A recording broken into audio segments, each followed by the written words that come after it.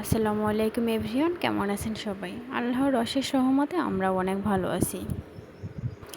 ঈদ মানেই হচ্ছে ঘোরাফেরা আর আনন্দ করা। কোরবানির ঈদে যদিও একটু ভিন্ন থাকে, কারণ তখন সবার বাসায় একটু কাজের চাপ থাকে, তো সমস্ত কাজ সামলিয়ে আমরা একটু ঘুরতে গিয়েছিলাম। বাহিরে বের হলে সবারই ভালো লাগে, যেতে যেতে আমরা ভীষণ মজা করছিলাম। সবাই একসাথে বাহিরে গেলে সত্যিই অনেক ভালো লাগে। গঙ্গামতির এখানে ব্রিজের কাজটা এখনও হয়নি, তাই নৌকায় করে চলাচল করতে হচ্ছে। বাহিরে প্রচুর রোদ, এখন অনেক গরমের তাপ, তো সে কারণে আমরা একদম বিকালবেলা বের হয়েছিলাম। তো বিকালের ভিউটা সত্যিই অনেক সুন্দর। আমরা নৌকায় করে পার হচ্ছিলাম। এখানে আসলে ব্রিজের কাজটা এখন পর্যন্ত সম্পূর্ণ হয়নি।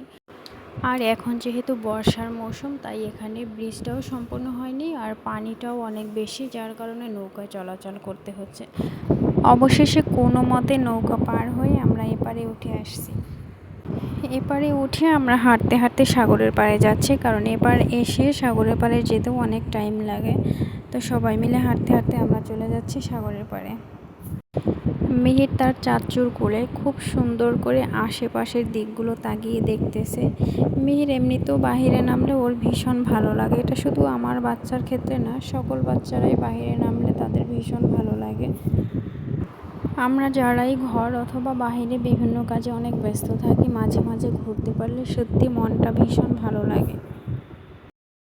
ঘোরাফেরা হচ্ছে মানুষকে একটা অন্য রকমের আনন্দ দেয়, যেটা আপনি চাইলেও কোটি টাকার বিনিময়ে কখনোই পাবেন না। মিহির সাগর পাড়ে এসে তো ভীষণ খুশি, তাকে কিছুতেই ধরে রাখা যাচ্ছে না। সে নিজে একা একা ছোটাছুটি করতেছে, তার যেদিক ইচ্ছা সেদিক সে দৌড়াদৌড়ি করতেছে। আমি ওকে ছেড়ে দিয়েছিলাম, কারণ এখানে অনেক সুন্দর একটা জায়গা আর খোলামেলা, ওর ইচ্ছা মতো ছোটাছুটি করতেছিল। মিহিরকে কিছুতেই ধরে রাখা যাচ্ছিল না, ও এত পরিমাণ ছোটাছুটি করতেছিল। একা একা নিজের ইচ্ছা মতো দৌড়াচ্ছে, এদিক সেদিক তাকাচ্ছে, আবার কিছুক্ষণ পর দাঁড়িয়ে দাঁড়িয়ে সাগরের ঢেউ দেখতেছিল।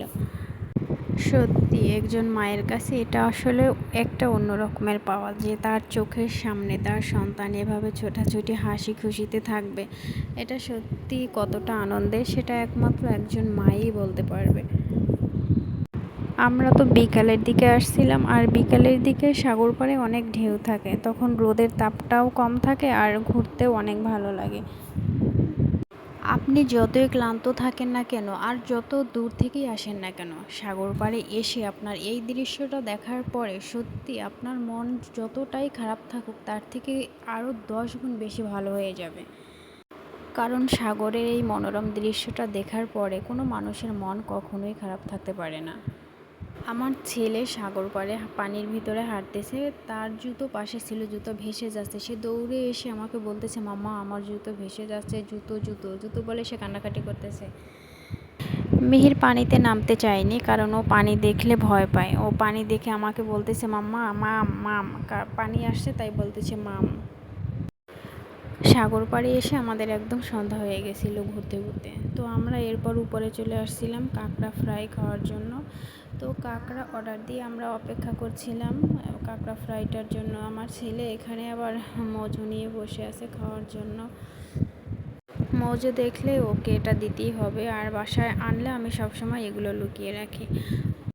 গঙ্গামতির এখানে কাঁকড়া ফ্রাই, ফুচকা এগুলো ছাড়া অন্য কোনো খাবার পাওয়া যায় না, কারণ এখানে এটা নতুন করে রিসোর্টের মতো করা হচ্ছে। তো এখানে কাঁকড়া ফ্রাইয়ের সাথে মুড়িটা মাখিয়ে দেয় কাঁকড়ার ঝোল দিয়ে। তো এটা খেতে সত্যি অসাধারণ লাগে, এটা যারা খেয়েছেন তারা অবশ্যই জানেন যে এটা কতটা স্বাদ লাগে খেতে। অবশেষে অনেক ঘোরাফেরার পরে আমরা বাড়ির পথে রওনা দিলাম। আমাদের বাড়ি ফিরতে ফিরতে অনেক রাত হয়ে গেছে।